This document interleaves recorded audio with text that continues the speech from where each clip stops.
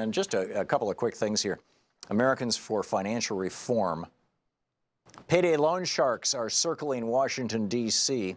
The House of Representatives is poised to give the green light to payday lenders to charge debt trap level interest rates to low-income consumers. This is a new piece of legislation coming out of the Republicans in the House of Representatives. H.R. 3299 would take away the ability of 42 states in the District of Columbia to limit interest rates on high-cost loans. Right now, they can charge up to 390%. They want to lift that cap and say that when states try to, this is the so-called party of states' rights, right? Well, they're only in favor of states' rights when it comes to states wanting to keep black people from sitting at a lunch counter or going to school. But when it comes to states wanting to cap the interest rates on predatory payday loans, oh, no, we're not in favor of states' rights anymore. The bill wipes away the strongest available tools against predatory lending and gives a new green light to payday and other predatory lenders nationwide. More than 200 organizations have come out against H.R. 3299.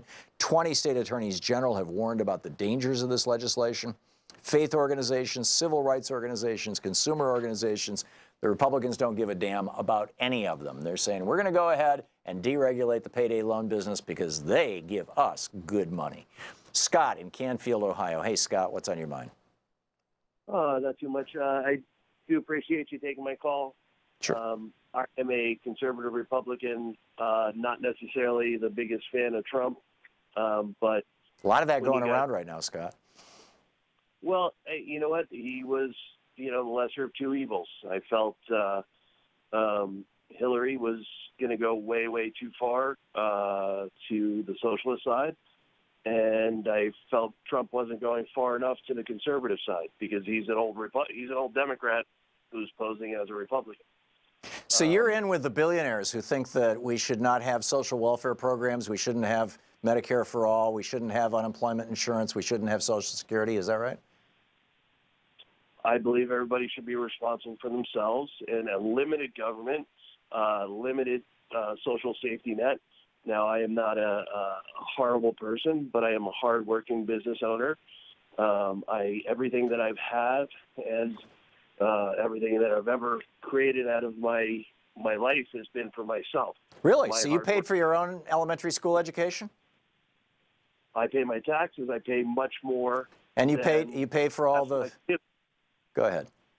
Sorry. Okay. Now... So you did pay for your own elementary school education. As a 5-year-old, you went out there and worked your way through kindergarten? My parents did. Right. So you went to private school? No, I did not. So I paid for your education. So did you live in my community? I lived in Michigan for years and years. I don't know if any of our tax dollars went to Ohio, but certainly a lot of other people in Ohio paid for your education. Scott, it doesn't sound like you're quite so self-made. Okay, well, I apologize. From the time I was 18 years old to now, which I'm now 49, I paid for my own college. I paid for everything that I own. I'm a physician. Nobody gave me any extra. When kids were staying home, partying at the quad, I was out working, driving a truck, so that I could pay for my education.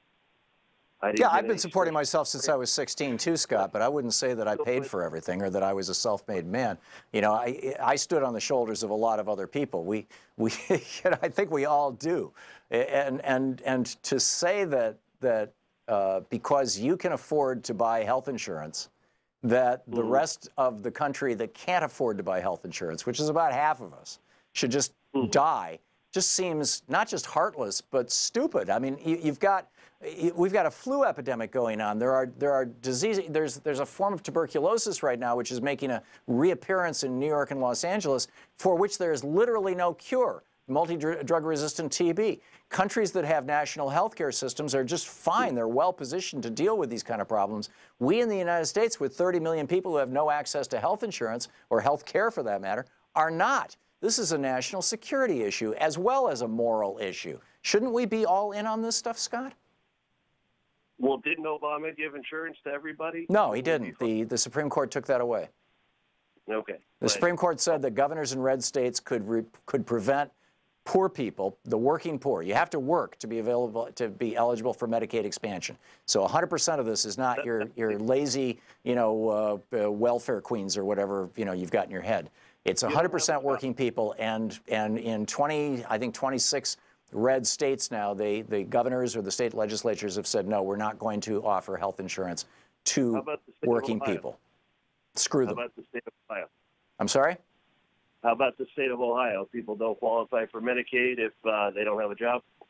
And people don't qualify for Medicaid if they have a family of 4. The Medicaid expansion was only available to people who were working, yes. The Medicaid expansion under Obamacare, yeah. Because the state already, the state of Ohio already provides Medicaid for people who are genuinely poor, people who are disabled, people who have zero income. But once you make over $2,000 or $3,000 a year, and it varies from state to state. In some cases, in some states, it's as low as $2,000. I believe that's Louisiana. In some states, it's more like $6,000 or $7,000. I believe that's New York State. But the states define how much they're going to offer in terms of Medicaid to genuinely poor people. But under Obamacare, you didn't qualify for Obamacare until you made over, I think it was around $21,000 a year. And so the states were supposed to fill in that gap between 3,000 and 20,000, which is 100% of them working people. They have income. The states were going to fill that in by expanding Medicaid, and a bunch of Republicans have said, no, we're not going to do that because, like you, Scott, they believe that it's not the obligation or the job of government to be providing health care. It's the obligation of the state to decide what they want to do for their people. Who says? And that's up to the voters. Why can't we as a country do things? Based on the Constitution. No, Article 1, Section 8 clearly gives the federal government the power to tax and to spend and create programs for the general welfare. In fact, the general welfare is referenced both in the opening and the close of Article 1, Section 8. Well, you can try to include anything you want in the definition, but I didn't call to get off on a tangent. You kind of pushed me into a box. Okay. Scott, you're going to have to call back again. I'm sorry, we're hitting a hard break here at the bottom of the hour. But I do look forward to hearing from you, and thanks for listening to us on SiriusXM. We'll be back.